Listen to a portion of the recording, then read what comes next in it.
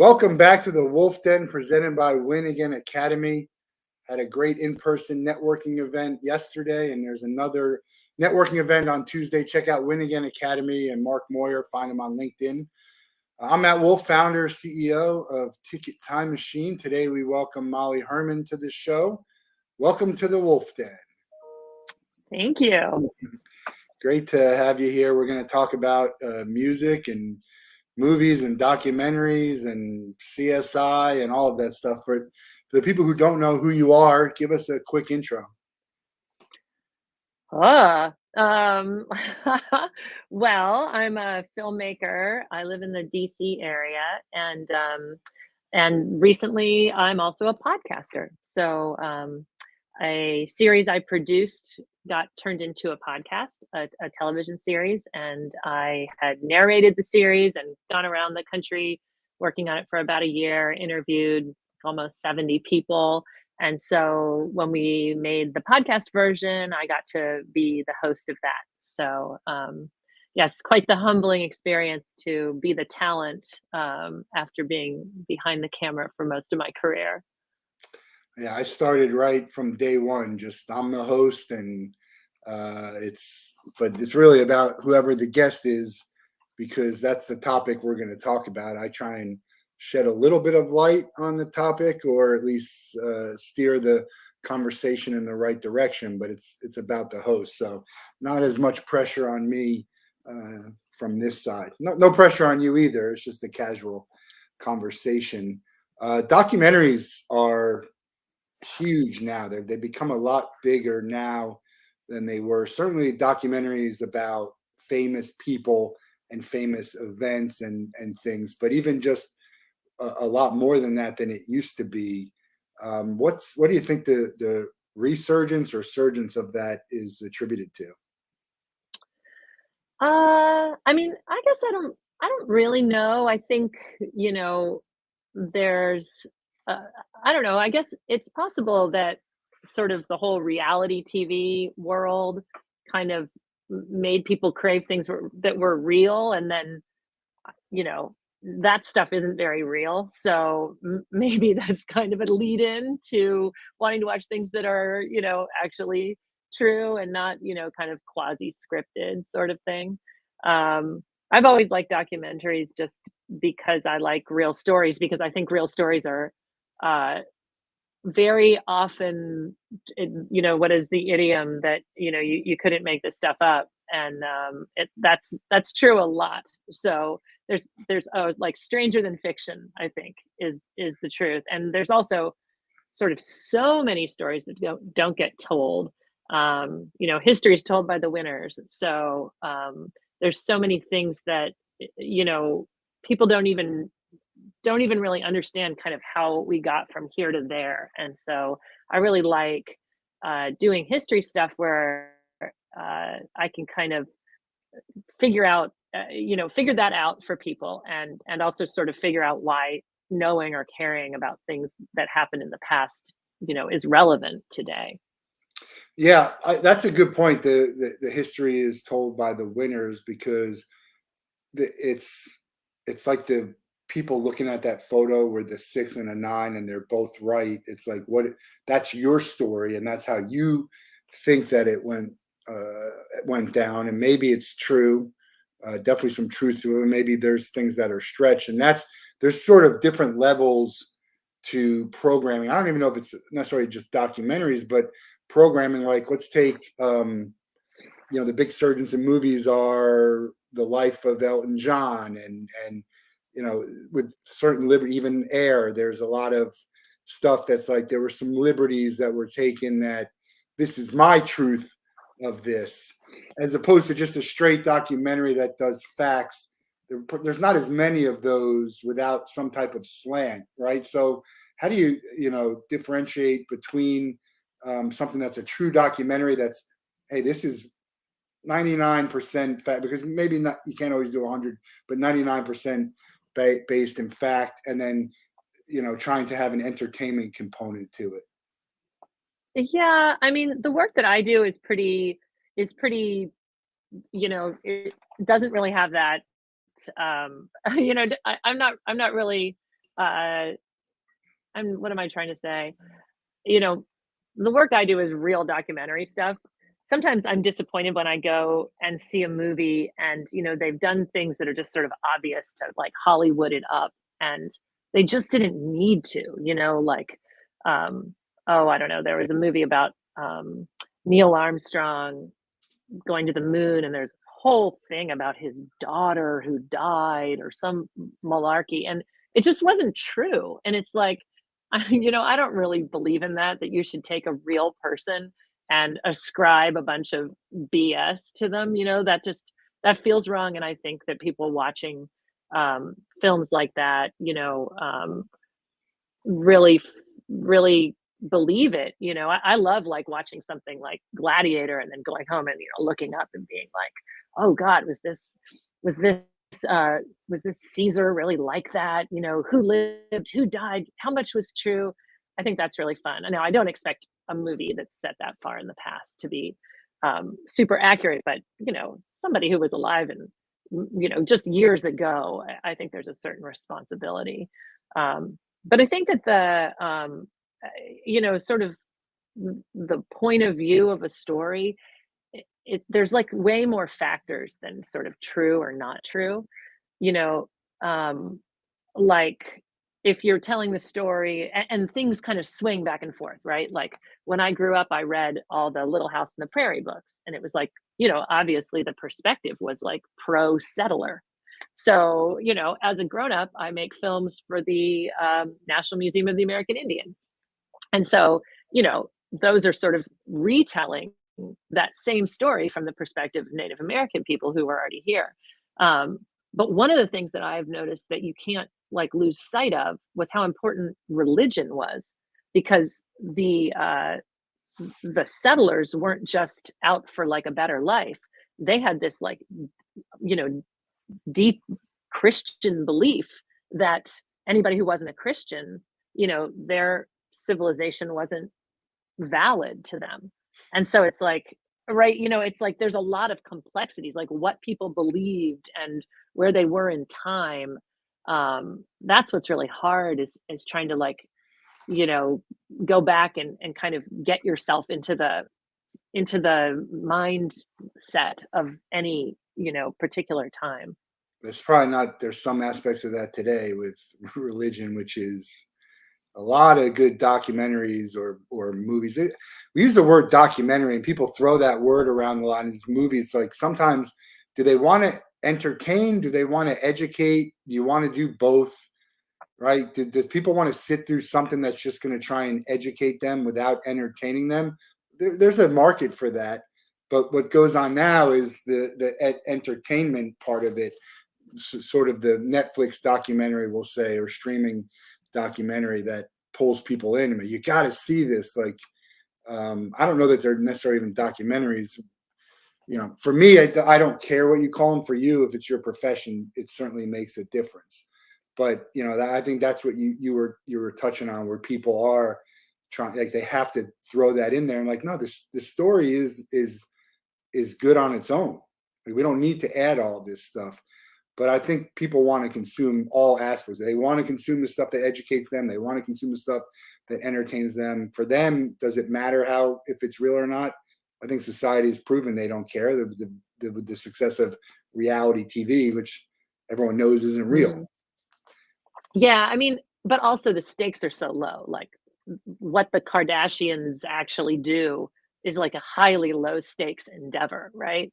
So, what George Washington actually did or what, you know, Pocahontas actually did, that actually sort of matters in a different way. So, yeah, I mean, I don't want to watch anything that's not interesting or entertaining, and I think that's really truly the challenge. And I just happen to think that things that are real and are entertaining is kind of like the nexus, right? It's easy to make stuff up that's entertaining, right? Like you can be in a writer's room and be like, "Oh, okay, how about so and so gets a shoplifting problem?" And everyone's like, "Yeah, yeah, that'd be great." I mean, right? Like, of course, you can just come up with an entertaining idea. Not to not to diminish what writers are doing, that they do more than that, but you know what I mean? Like, I just sort of always think, um, you know, I I'd rather sort of share stories that are, important and that are getting overlooked, because the way that I used to sort of think that the way that, news got reported, and I'm not, I'm not saying that I'm not like fake newsing it, right? Like, news is getting reported, like that's the news. It's more about like what's important to report. What's the like look at issues like maternal health uh, for Black women. Like it's really like Serena Williams coming out and saying, "Listen, I had a terrible time and I'm like super famous and super wealthy. What about other people?" Right? And then there's like medical studies, and then there's that Olympian who just died in childbirth, in her home. And it's like, right, these stories have to get into the mix and they have to get elevated somehow for people to care about them. So if nobody cares about them, they're not going to get fixed. They're not going to be a priority. Well, how does it go from here's an issue, we need to investigate it, and then it becomes a story, and that story could be a 5-minute news story, or it could become a documentary. What's the process of the thinking of that, and knowing, it's still a guesswork. You'd make a documentary, you don't know how successful it's going to be, who's going to be interested in it, but you've been in it long enough to have an educated guess. So how do you determine that? um Yeah, I mean, I kind of I kind of use myself as like a litmus test, because I was like a pretty disinterested student, I was like, I'm not one of these like nerds who was always like so fascinated by everything. So for me, it like kind of has to cut through. Like, if I think it's interesting, I kind of feel like maybe other people will think it's interesting. I'm not I'm not like cultishly interested in any particular topic, or but you're so curious. The short time that we've spent together, you're a spiritual, curious person, right? yeah, yeah, I think that's fair. I'm curious, and I love to know kind of how things work, and like what's going on behind the scenes, and how things like it's exactly what you're talking about. How do these things get made? How do these decisions get made? You know, um, I wish I had like more of a sense, because then I would win. Every time. But I think um, yeah, like I think documentary is kind of a place where you can tell a story in a good amount of time. So like a lot of times things happen with reporting, or like reading a random story, or picking up a random uh, sort of noticing a trend. Um, like, here's an example. I was at a bar my husband and I like to go to last night, and they always play a movie. They're playing the movie 12 Monkeys. We Ah, started talking about Bruce Willis, and great I was movie. like, oh, and I was like, this, well, it was like Brad Pitt and Bruce Willis are playing like crazy people, and I'm like, this movie does not really hold up. Like, now that we live in a world where we, you know, are empathetic and Yeah. care about mental illness, like you can't really do weird characters that are like catatonic or twitching all the time like they're doing in that movie. Like, that doesn't really hold up. So we were just sort of talking about that, and I was like, also Bruce Willis has mental health challenges now. And then we started looking. My husband had not heard that, and I was like, yeah, yeah. And then I we didn't read hear this that either. article. Oh yeah. So yeah, sadly he has like aphasia or something, some sort of dementia. But then we read this like article from the LA Times, like, from a couple years ago, that said that basically that he had some sort of handlers who had a stake as a producer in the movies he did, and they were like whoring him out in his diminished state to make these guest appearances in movies where he couldn't remember his lines. He was apparently, I don't want to get Yeah. sued, but like the article said that he would occasionally was firing a prop gun on the wrong cue. Oh, And it just sounded like the saddest thing, like he just didn't have the capability to do this anymore. And then we were like, oh, that's probably why when they finally came out with this announcement that it was like his current wife, his ex-wife, his daughters, all of them saying like he is retiring, right? Like that's probably a message to whoever these bad actors were who were making money off him and controlling him, to say like, do not try this anymore, or we will Britney come after Spears. you. Right, like that. So it's like, you sort of put all these stories together and like, should someone make a documentary about that? Like, I don't know, but like that's the kind of thinking of like sort of noticing a trend or trying to sort of figure out a bigger story and, saying like, because I'm dealing with, all my parents are getting older. And, I had an aunt who had dementia, and it's like, I get that. I get how you could just sort of take a famous person and like just kind of make them do stuff, or maybe they want to, but it's still not an appropriate thing to do or Yeah, a kind thing to do, you know? great. 12 Monkeys is a great movie. The thing that always sticks out to me is the way it was either Brad or the woman would say advertisement instead of advertising. Oh, very Would say British. advertisement, yeah. But back in the day, I wasn't a world traveler, so I was like, well, who says it that way? But What's up with that? when Um, you talk about those type of shows, that's a good point because I watched the doc. I watched Still, the Michael J. Fox story. Have you seen it? mhm. It's No, I haven't yet. Uh-uh. fascinating. Almost everyone knows Michael J. Fox's story. He got Parkinson's, and but to watch it, to really see the story, it's heartbreaking, but it's also like really inspirational. But it's Michael J. Fox. The guy was the biggest star in the world with lots of fame and money. And so, is there, what if we did a documentary from, we pick 5 people who have Parkinson's who are dealing with their stuff, who don't have the fame and the money and the time and the support and the fanfare of it? Which do you think? Obviously, the Michael J. Fox one sells, but is the other story a better story?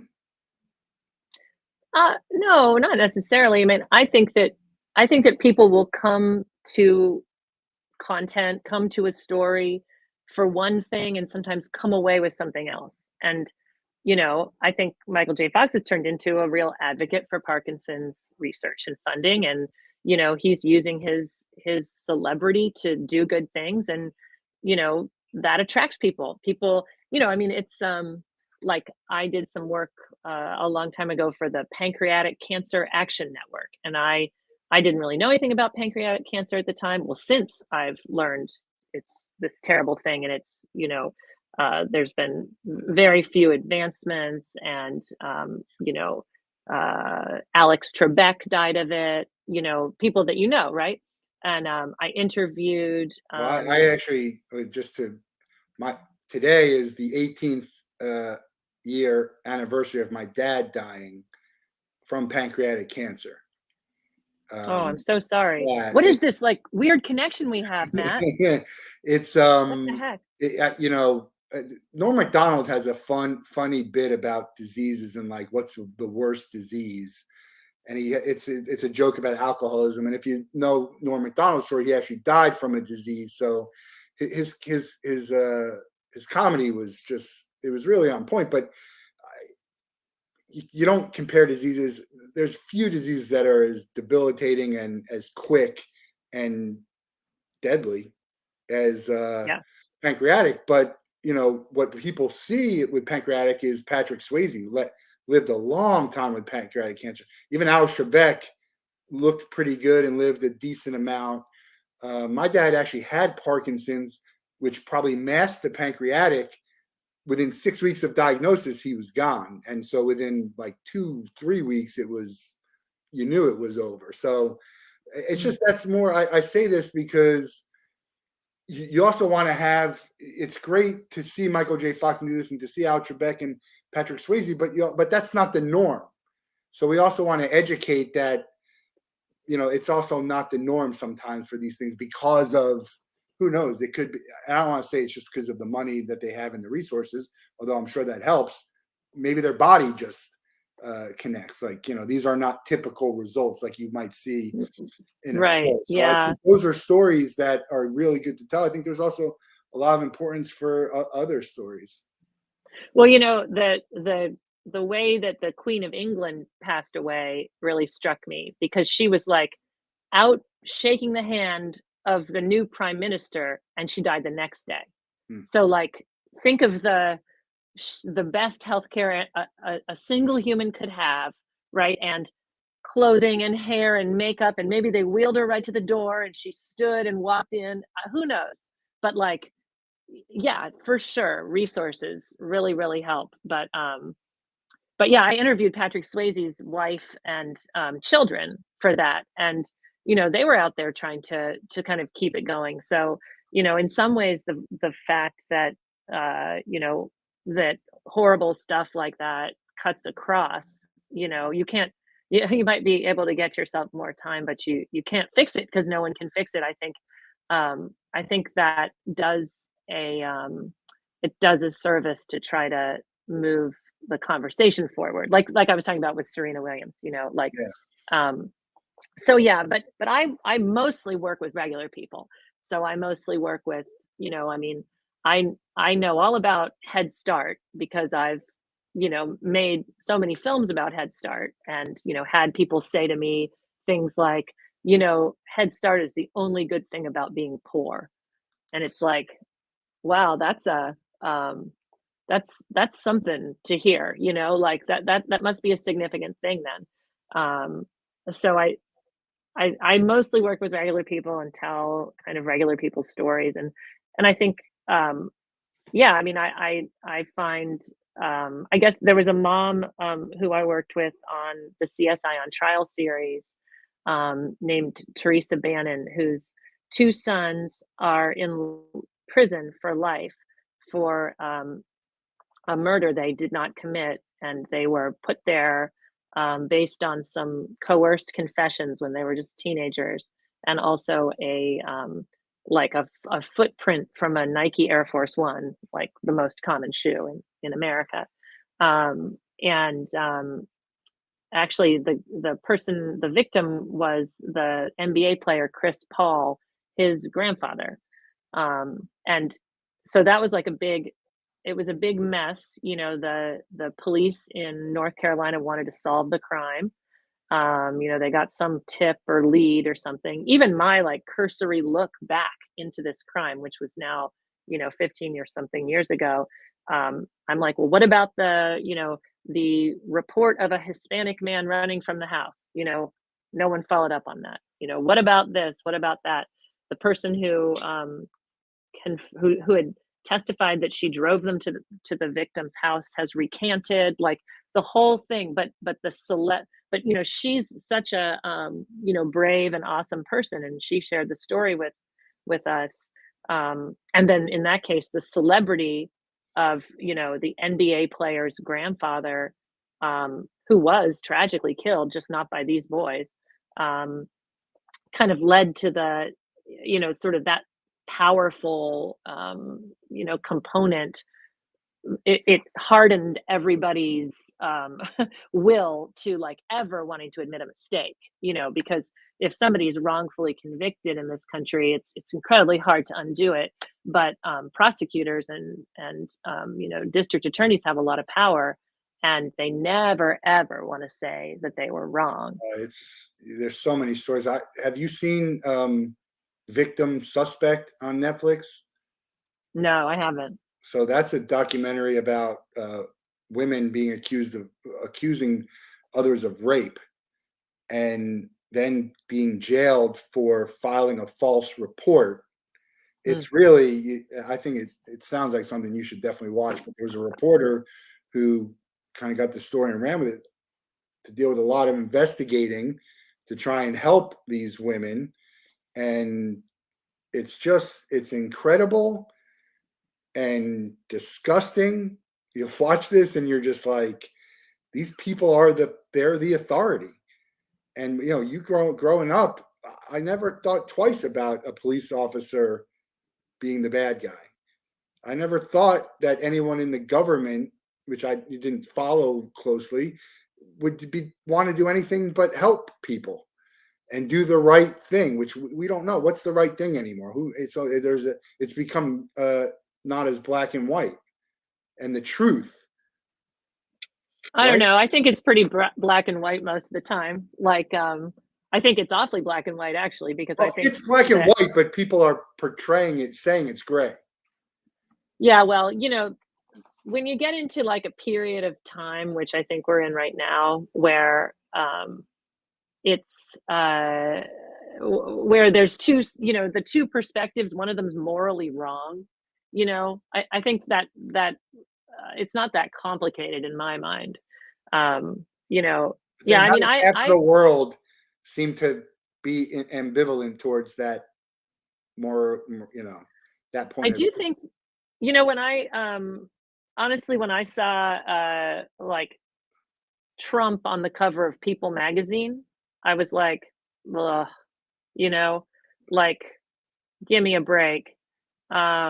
People are really impressed by, the sort of normalizing power of the normal world, and is it any fun to feel like someone's president who you think is just a criminal and does indeed turn out to be one? No, it's Well, not alleged. fun. We don't want to get you in trouble. He hasn't been convicted I, yet of the I'm 30 not. I'm not worried about that. of the Um, 37. he's And meanwhile, the he's poll not. has him as the leading candidate as a Republican. He's already been convicted of sexual assault and slander, I think. So I think he's already safely a criminal. Um, but But that's my point. Is like bad and good are more than half the people in this world in this country not good people? Are they bad? There's a big difference between being bad and not good. I think there yeah, is. well, I mean, I guess I would say, I had a conversation with somebody about this, where I was like, well, are you comfortable supporting racist policies? Because, policies, laws, like, are, they're not, you can just read them one way. And so, that's, if you're not sure where you stand, you could just educate yourself and find out what you're comfortable with. Too much work. We're too lazy to educate. And Yeah, and what do you trust? What do you trust? I mean, that goes back to some of the stuff we were talking about earlier. When you make a film, and depending on what it is, if I go to see Air, I'm going to assume if they're not using a whole lot of footage of the actual people that they've taken the liberties. But if I see some other documentary, I want to believe that I don't have to question whether it's real or true or not, right?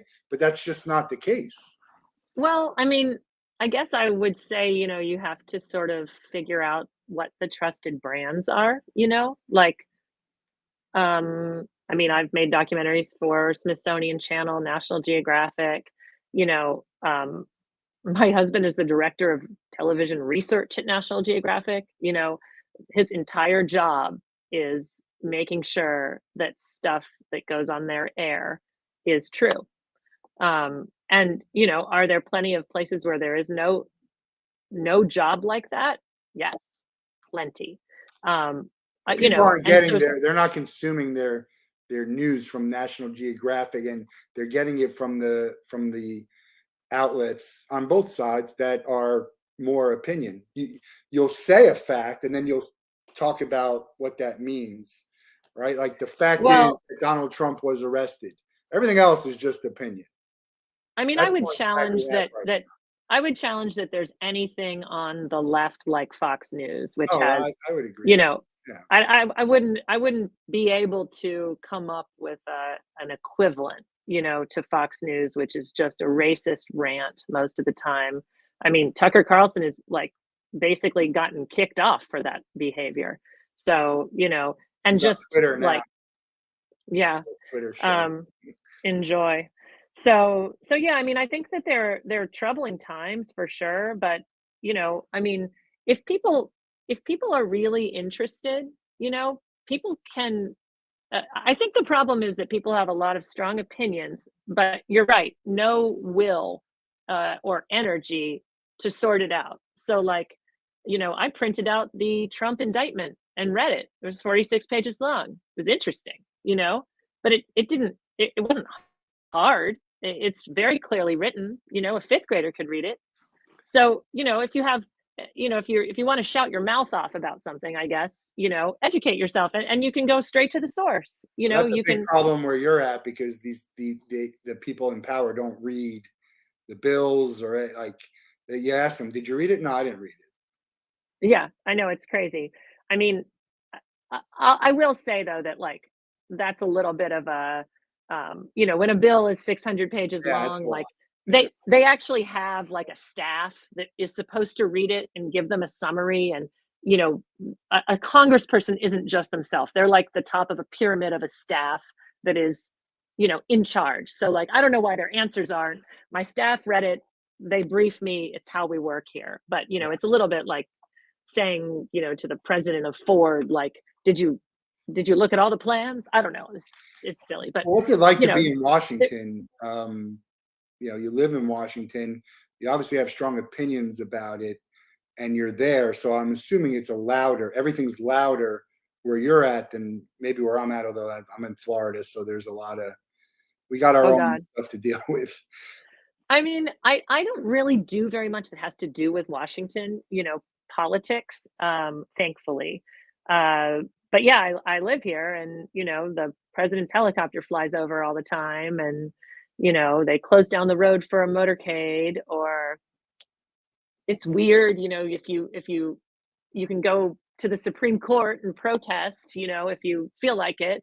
So yeah, it feels present. I think it's kind of present in a good way though, because what I've noticed is if I'm working in the field, I'll be like, you know, in Oklahoma, and zero, televisions tuned to the news, all just tuned to sports. And so, I think in DC you at least are kind of like a little bit more checked in, which I I think think is good it for impacts them democracy. more.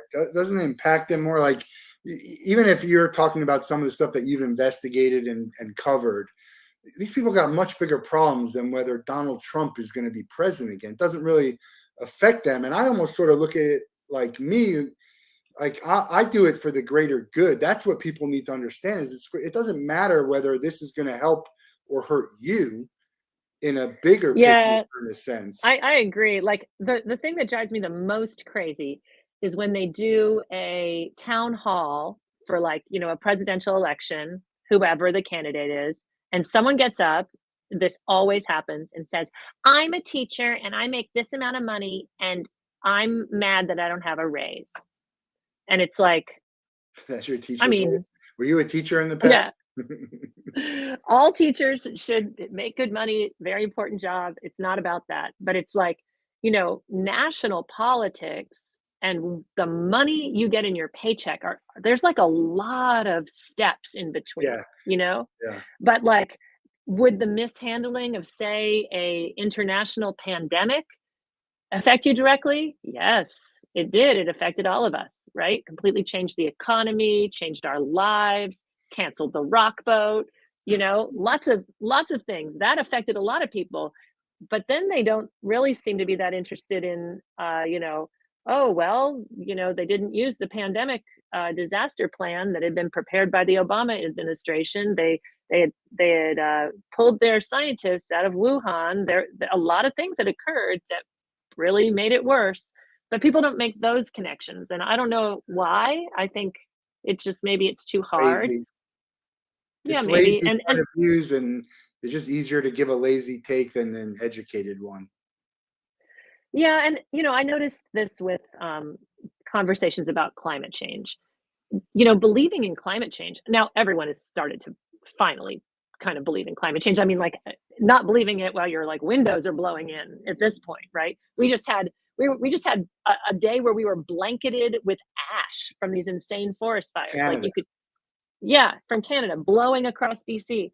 So, like, I've lived here my whole life pretty much. That's never happened before. That these things are happening, but back when it was easier to deny, and a lot of people really denied it.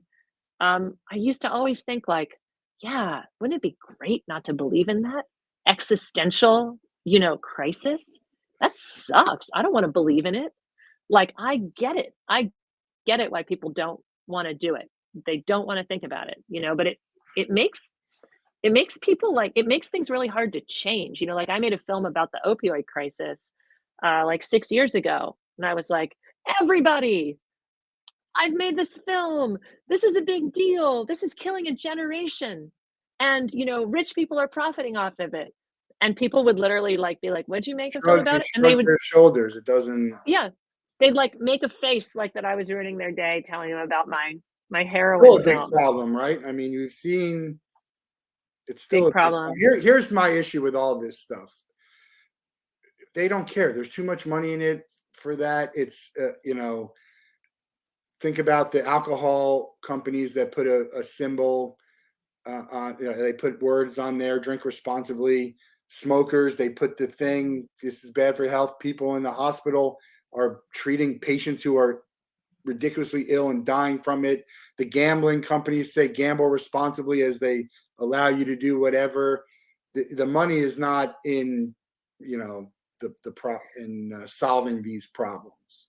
Yeah, for sure. But the thing is that without government regulation, you wouldn't even have that warning on the package, right?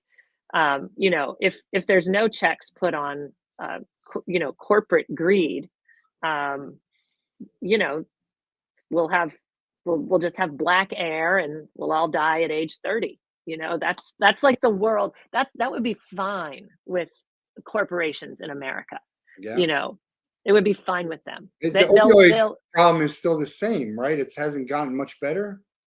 Well, the opioid problem, so, there has one of the things that I've noticed is that, like, things will often eventually get solved by the courts. Sort of what's happening with Trump now, right? Like, takes for freaking ever. But, like, the Sackler family, they're all being held somewhat responsible for, Purdue Pharma being a pill factory. They were selling so many Oxycontin in America that everybody in America could have been taking one every day. I Hmm. mean, they knew, right? That wasn't possible. There weren't that many people in pain in America. There weren't that many legitimate prescriptions. So they knew, of course they knew. Um, so they kind of have cut off the fake prescriptions to a certain extent, but then people are already addicted, and so then they turn to heroin on the street or fake. The big problem right now, and I made a film for kids in West Virginia, high school kids in West Virginia recently. That The big problem right now is that all the fake pills that are out there are actually uh, dosed with fentanyl, which is like 60 times stronger than heroin. I just saw a Um, post today about some guy who took a pill that he thought was whatever, and it was laced with a deadly amount of fentanyl, and that was it. One time One athlete time. who took a pill. Yep, yep. 50 times stronger than heroin. I don't want to be incorrect. Yeah. And you can't tell the difference. Like you can buy these pill presses on the dark web, so it looks exactly like a Percocet. We literally went to talk to a convicted drug dealer in a prison in West Virginia and showed her pictures of, is this a fake pill or a real pill? Is this a fake pill or a real pill? And she got it wrong. So, yeah, it's It's really bad. It's kind of like weirdly the end of drugs in my mind because like if you wanted to do a line of cocaine in the past, perhaps that would be a bad idea, but it wouldn't I don't think any unless you were like, Len Bias with a unknown heart condition, a line of cocaine it was the chances that that would kill you were very low, so, maybe you would get addicted, maybe you'd spend all your money, maybe you'd ruin your life, maybe you'd eventually kill yourself, maybe you'd have a colossal nosebleed that would never end, like, bad things could happen, right? But, like, 1 line of cocaine wasn't gonna kill you, but that is no longer true. So, 'cause they're mixing fentanyl with everything. hmm, So, no, yeah. it's not good. How did you get into wanting to do documentaries and film Um and produce? Yeah, I was never very, like, technical, I literally could never program my VCR, I barely know how my car windshield wipers work, um, Nobody does. so um, I did a lot of theater in high school and college, like acting and some directing, and I liked that a lot. Like, I liked the creative process. I liked working with a group of other people to put on a show. I liked the, actual kind of live part of it a lot. But I didn't really care about plays very much. Like, to me, that felt like, um, I don't know, several sort of layers removed from something really pertinent. So I kind of wanted to, I didn't want to portray, and not to say there isn't, I saw Angels in America recently. I mean, just this profound, story about the beginning of the AIDS crisis, and a jillion people have seen it, and it's changed people's minds, and totally important. Maybe if I'd realized that I could do work like that, I would have been more interested in theater. But, doing your Moliere play or, whatever. I'm going to see Beetlejuice next week. Oh, it's so good. I've seen it. Yeah. I love going to like Broadway. My daughters are both like big Broadway nerds, so that's kind of our thing. But um Beetlejuice is great. But I just wanted to do something that was like more about real stories. And then when I was in between my junior and senior year in college, I went up to do this like summer semester at a magazine in Portland, Maine. And it was called Salt. I don't think it exists anymore. But the idea was you go up and you write a long form documentary article on whatever you want about the people and places of Maine. And then you work with a photographer who's also in the program, and you publish an article. And I wrote an article about family run auction houses. So I always really have liked auctions and went to a lot of auctions as a kid. And then I got to take and I liked that. I liked writing and it was cool. I liked going to the auctions. But then when I took the photographer with me, that was like, to me, that was like the most fun because I was like, oh, come back here. There's this weird Howdy Doody doll, or you got to get a picture of this, or I've seen this. Like, I had all these shots picked out in my head, that I could drag him around. And then he had his own ideas. So I was like, oh, I kind of like putting these things together. I do that a lot. I take pictures of just random things and never explain what they are. But when I go back and look at it, I'm like, oh yeah, I know what that is. I don't take the time to Hmm. explain it, but there's so many fascinating things wherever you are. Just weird things, funny things, cool things, educational, all of that. So it's yeah, I do get that. You need to make that an element of the podcast is, your pictures of the day. Yeah. Well, it's well, I want to talk about your podcast too, the CSI on Trial. It's CSI, the original, was one of my favorite shows of all time, and drama wise. But I think anyone knows that they take some liberties too in the world of crime and all of that. But and that's great for entertainment. But this is real life. There's a lot of people who are wrongly convicted about things, and some are just that's what how things are done, and some are the people are doing bad things.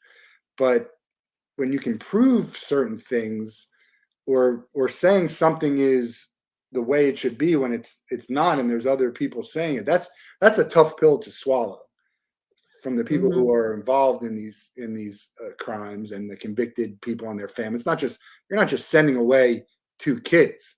You're taking them away from their mother and their father, and maybe they have kids of their own and brothers and sisters. It's man, to me, there's the legal system is really broken. There's not enough deterrent for bad behavior, and half the people who are being punished, there's way worse people out there who did worse things, and I'm talking about the people who actually did things, not the people who didn't do things.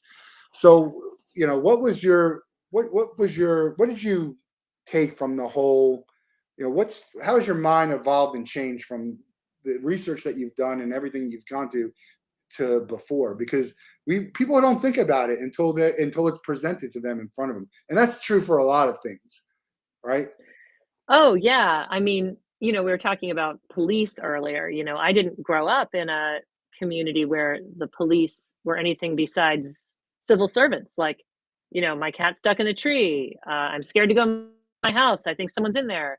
Call the police, right? Well, there's communities all over this country that would never call the police, because calling the police has often led to more bad outcomes than good outcomes, right? So, you know, and why is that? Well, I've done a whole bunch of shows about the Civil War, and there was there were, before the Civil War, there were slave patrols. After the Civil War, there was the KKK. Those were the policers, and the sort of chain between those groups and the modern police is there are connections. Not everyone, but there are some, and those connections are really problematic in this country. So, I mean, in America, basically everything comes down to race, and that's also true with this CSI on Trial series. So what we set out to do was to um, investigate how scientific different kinds of forensic evidence were, and we looked at things like arson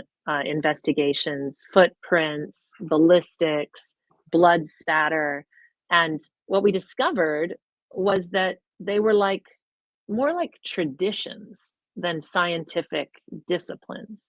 So like blood spatter, for instance, kind of got famous around that case of The Fugitive, the movie The Fugitive. Yeah. So that was a real case, and somebody proved that, oh, it wasn't like a one-armed man, but it was like a left-handed man had to have done it because of the spatter or whatever.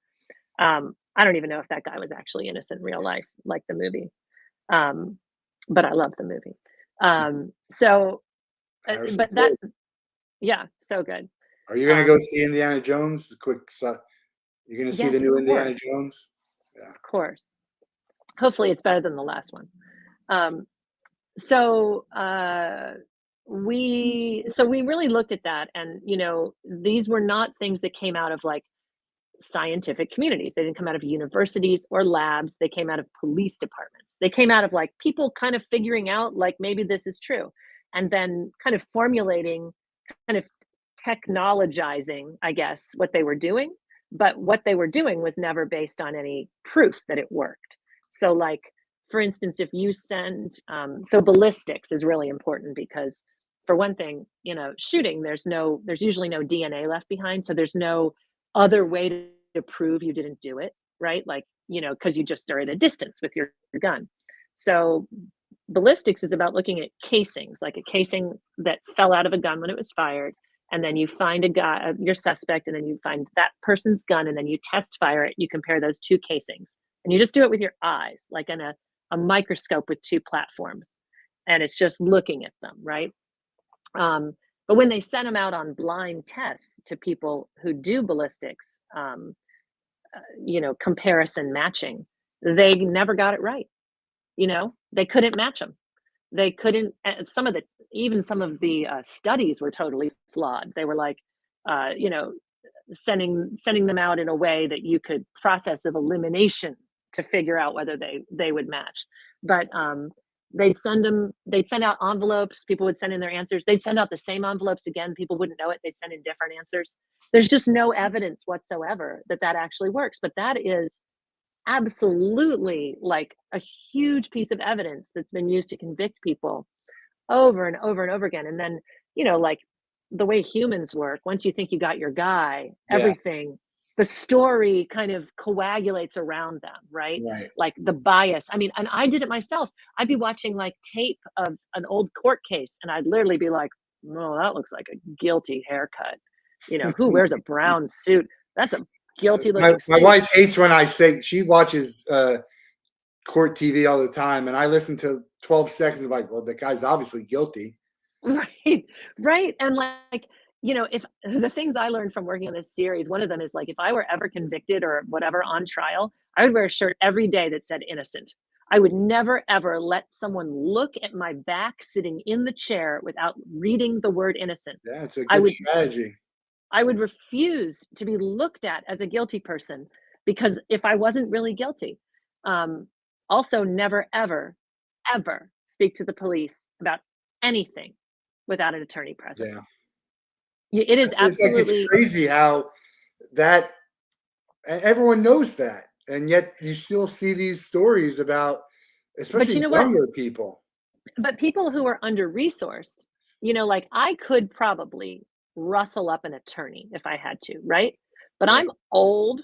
I have resources. I don't have an attorney, but I have one for my company. I could call them in wherever they are and say like, "Hey guys, I'm in trouble here in DC. Can you get me someone?"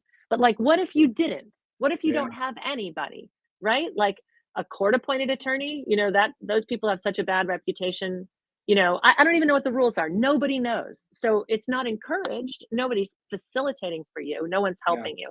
Um, but anyway, so we looked at these different forensic disciplines, and honestly, going into it, I sort of my perspective was like, oh well, you're gonna break some eggs while you're making a cake. Like probably there's some people sad, but that they're wrongfully convicted, and it's not perfect. Nothing's perfect, but it's still the best justice system in the world.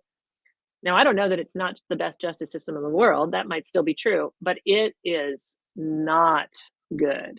Yeah. Um, every single person I interviewed like 70 people. Every single person I interviewed, I said like, "How many innocent people are in prison?" And people would tell me various things, but one thing I heard a lot was that there have been studies of people on death row because you get a lot of resources if you're on death row, right? Like you get appeals and you get free lawyers and whatever. Um, that about 10% of people on death row have been established as innocent.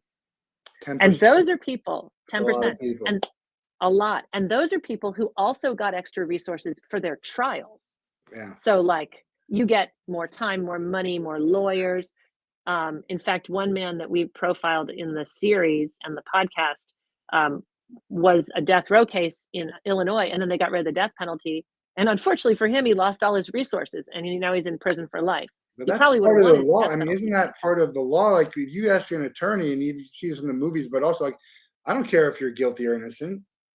I don't. I don't want to know. I don't care. I'm defending you. I got to find some way to get you to not be guilty in the eyes of whoever this is. And I look at Yeah, one of my favorite movies, My Cousin Vinny, which is like a funny way, but true. Like that happens. There's no reason to mhm. think that those two kids weren't guilty of what they did. If you look at it from a point of view as, hey, that makes sense, and then everything else comes around it, rather than that's more like what you said. We got our guy. The story takes care of itself. We don't have Right. someone. If we don't have someone, this we can't have a trial. We can't come to a conclusion. And God, there's so many cases and crimes that have been committed where nothing's been found. I don't understand. Like, what is it? Are these like the perfect criminals? Are these really smart? I don't think that's what it is. I mean, I don't know.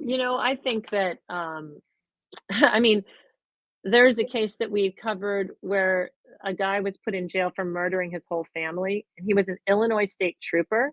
And then there was a guy who had just gotten out on parole for kidnapping and like harming a couple of college students who had like a foot fetish and was like a complete psychopath. And they were like, "Oh yeah, it probably wasn't him." I mean, it's like the bias, the kind of the resources and just sort of the decision of it being somebody, it's so strong. And in that case it was buoyed by this blood spatter evidence, which was not scientific at all. So yeah, I mean, I think that what happens is that a lot of these actors think they're doing the right thing, but they're using science that's not valid, hasn't been validated. There's been two huge government studies that say this stuff sucks, people. We need to fix it, and it's bipartisan. It's a bipartisan fail. Loretta Lynch, who was Obama's attorney general, looked at one of those reports and said, "We're not going to do anything about it." You know, and it's terrible, and it's also very much involved in like mass incarceration. Like a huge percentage of black men in this country are in prison, and it's like we interviewed a guy named Odell Adams in Portland, Oregon, and he's like my age. And I looked at his rap sheet, partly because I was like, what's up with this guy? I'm going to hang out with him in person. And he had been arrested, and like he had like 50 things on this rap sheet. Most of them were car related, driving without a license, driving without insurance, this, that. But Easy that meant target. he was just constantly pulled over, like driving without insurance, you got to pull someone over, Yeah, tail light, this, yeah, that. Like yeah. the guy was targeted, profiled and targeted. And, they were trying to, convict him on a shooting that he didn't do. He was on the video camera wearing a different outfit. Like they just don't care. And it's like, how do you get people to, kind of going back to what we were talking about earlier, how do you get people to participate in government, kind of believe in democracy when there's stuff going on that's sanctioned by our government that is so unfair, And it's like, I think that's sort of a core problem. It's a big problem, and it's there's also a problem of saying letting someone who is guilty go innocent for whatever reason. Sometimes Yeah, looking at that's err on the kind side of caution both ways.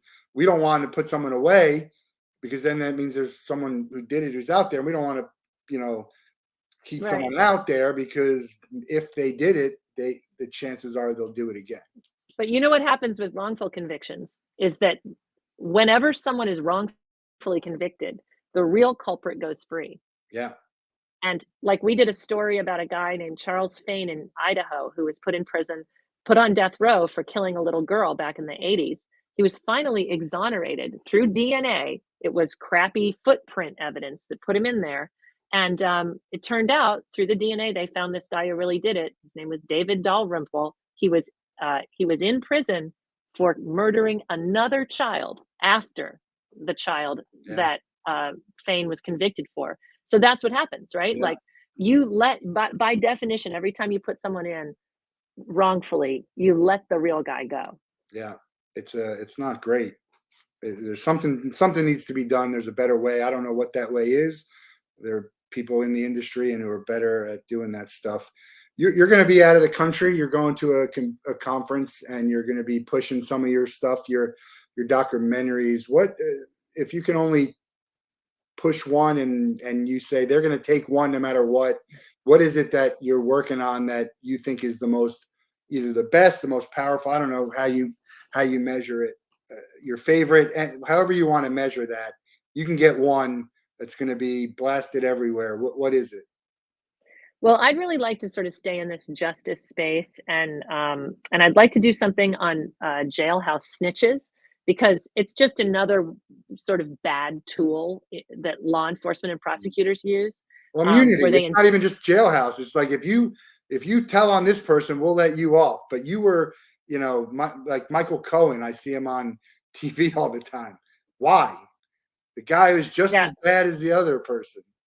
Right. Well, it is true that sometimes insiders have information that's Of course. important, but the kind of like main issue is when you take somebody who's indicted, you put him in a jail cell next to someone that you know is a snitch, right? You've used him before, just so that that person can lie and say that he confessed, right? And so that person may not have spoken, Yeah. but that's what happens all the time. You And gotta watch you gotta watch Victim Suspect because part of it is the police officer are allowed to lie to you and say, "We yeah, have video of this." That's literally they're allowed to do that. they What the are. hell I are you know. gonna say, "I have video on you," even though you And know you then didn't, but then you're just like, maybe they have video of something. I don't know. Yeah, and then the people oftentimes will take a plea bargain because they're like, "I'm so screwed," right? Yeah. Like, "I guess I just have to take a plea." And then you'll never ever get out of jail for a wrongful conviction if you've confessed.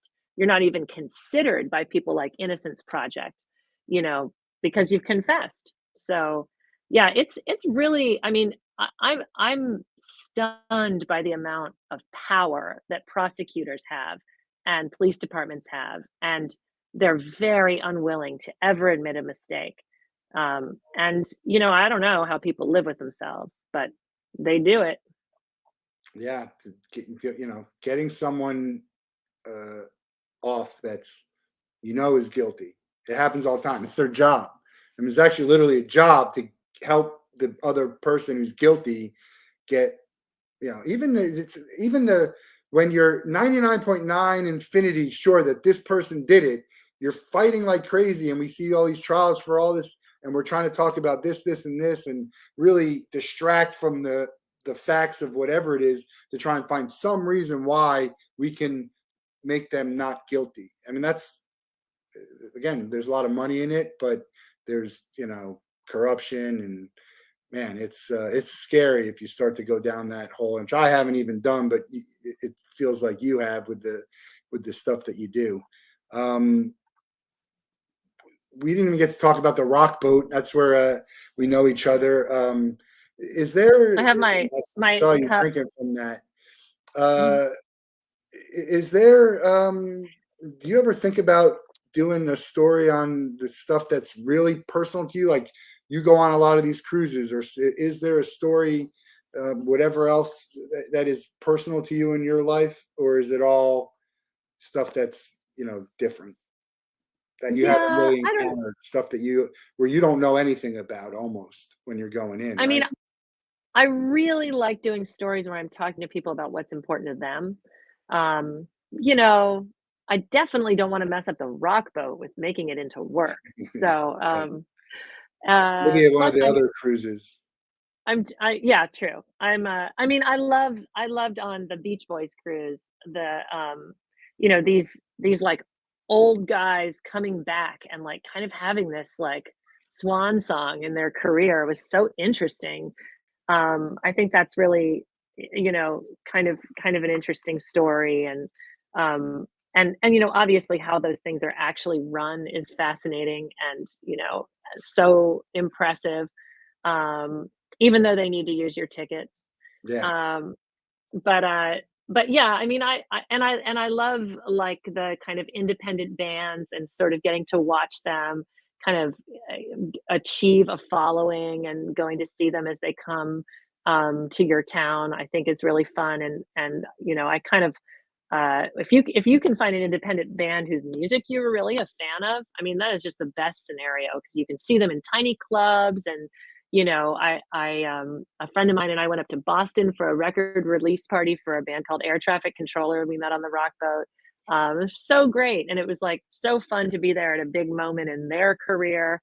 Um, so, yeah, I mean, I it's really sort of, for me, kind of like what people always say, maybe you hear this when you say you go on the rock boat is like, oh, well, who are the bands? And it's yeah. like, they have to be impressed by that Well, list of I'm people a who come. headliner guy. I'm a headliner guy, so I'm probably one of those guys.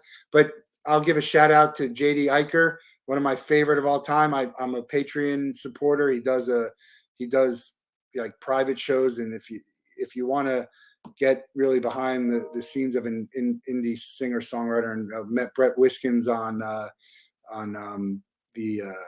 Beach Boys, so it's he's someone who I think has is very entertaining and very giving of his time for his followers. I agree with that. I'm still always going to be a headliner kind of person though.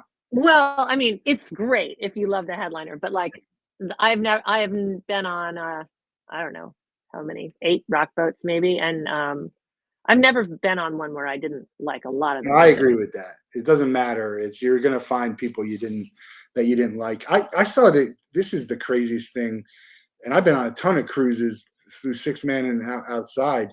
The kid who jumped off the boat and killed. Did you hear about that? No, what was Yeah, that? that's crazy to me. I imagine being on a boat where someone just jumped off. I was on the Warped cruise when someone was so drunk that they jumped off the balcony into the pool, which wasn't filled, and they had to be airlifted off.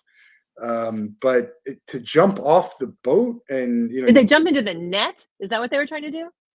no, I think they thought the pool was full. Oh my god. But this other kid, and there was some problems, I don't know, and he just jumped off the boat. You see like these weird stories of like even the Discovery Channel with the old stories of the crimes. Like, could they have been pushed off? Did they jump? And this it seems Oh more my like god. than like a couple that argued and all of a sudden they Yeah. come back. It's Can you imagine being on a boat when someone jumps? I don't even know Oh, how it's I'd be able to enjoy horrible. myself. The rest I'd be like, Yeah. Seriously. Yeah, I mean, the main thing I think looking down into the water is I would never jump. even when I'm close That to that, I'm seems like, I don't terrifying. think I can fall, but let me just move a little bit away Mhm. because Right. I I don't mean, want to take a in chance. reality, like all of the it's like you really have to climb. Like they almost come up to your chest, those railings and stuff. There's Yeah, no like tumbling over. no. But yeah, I can see how maybe drinking and the ocean is a tough combo, but um oh, that's terrible. If you were gonna write a film, I will get off of that. If you were gonna write a film, uh, who would you want to work with, actor or actress wise? You could pick someone to work, anyone, and work with them. You ever think Mm, about that? yeah, God, I don't know. I mean, a few years ago, I was working on a series, developing a series about women's history, and so it was going to be like celebrity led, and we were going to do it with the Smithsonian, and the whole thing got canceled because of the pandemic. Um, but we were kind of going through a lot of like interesting women who might be good and have a lot of like interesting facets to their personality, and some of them were actors, some of them were regular people. I'm a Brandy Carlisle The fan. actors I are love yeah, her. yeah. I would say famous. Doesn't have to be an actor. I guess a famous Yeah, do a story. I really love, I love Brandy Carlisle. I've liked her forever. Like, I've liked her so long that a friend of mine gave me a CD of hers for Christmas one year, and Okay. I was like, "Brandy Carlisle sounds like Christian rock," and he was like, "No, no, you're gonna like it."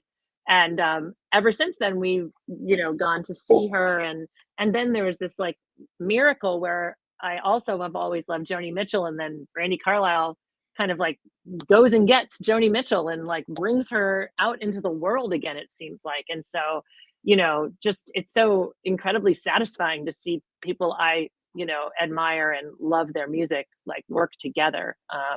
So like if there was any possible way I could like wiggle my way into that world, I would do it. I think people who might be able to help help make that Well, happen. I would need like a professional reason. I don't want to just be like a weirdo who just like You have loves professional music. reasons. There's a million stories that you could find I a know. story about everyone. Every person you meet, especially someone who's a public figure, there's a story there. Doesn't mean everyone's going to want to watch it, but there is a story, and now you got to try and, I mean, that's your job to find the story and tell the story and find a way to tell the story. Because even if you tell the story, you could have 10 people tell the same story. It's how do they tell the story? The facts are the facts, but you're still, how do you present it? What point of view are you looking? Sometimes that's what you say. Sometimes it's where I you're at. know. I've worked with a bunch of famous people. I just feel like you know, most of the time it's like people whose work I respect, but I'm not like a dorky fan. I don't know if Yeah, I do I get very that well. too. I get that too. Give me a documentary that, not yours, that is, you just think is one of the better ones out there that you think people should watch. Oh, I actually just judged the Emmy Awards for Best Director of a Documentary. Okay. Um, and I'm not going to be able to remember. Crap. I'm You not could going to be able to Google remember the it. You could Google it. You'll let us know. Okay, I'll let you know. But there was one that was so amazing. It was What was it I think it about? was a POV on PBS about a abortion clinic in Texas. I'm gonna see if I can find it. And here it is. Yeah, it's called On the Divide, and it was just like it was so brilliantly done. It was from the perspective of a woman who, is like protesting with the anti-abortion people and saying like, "This is my son. I never would have had him if it wasn't for not having an abortion," and watching her journey as she kind of moves through her, a year or so of her life, and ends up with this bad boyfriend who's trying to like sabotage her birth control, and she's like, god, what if I needed an abortion? And just sort of like the heavy load that women carry on this issue that men just don't have the same relationship to.